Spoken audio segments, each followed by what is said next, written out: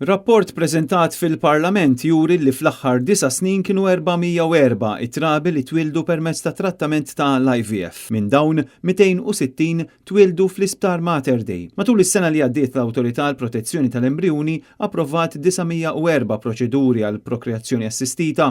Kollox saru 194 ċiklu tal-IVF u 123 ċiklu ta' inseminazzjoni illi riżultaw f'57 tqala.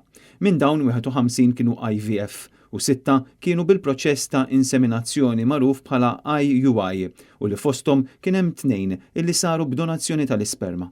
Intant l-istess rapport tal-Awtorità għall Protezzjoni tal-Embrjuni jindika li minn mindu saru l-emendi għal-liġi fl-2018 dwar l-ifriżar tal-embrjuni kien hemm 364 embrjun illi intużaw fi proċessi ta' IVF.